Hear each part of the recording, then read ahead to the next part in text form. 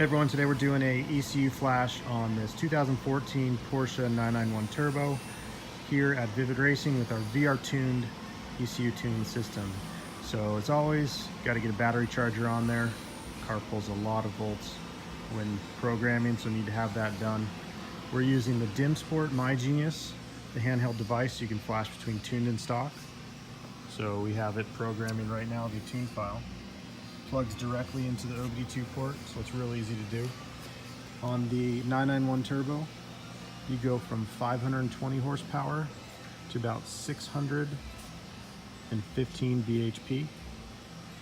This is actually an old Vivid Racing project car and just got serviced, so it was flashed back to stock. So now we're reprogramming it, giving it some more power. So check out the dyno results that we've done in the past and other stuff on vividracing.com. Search VR Tuned.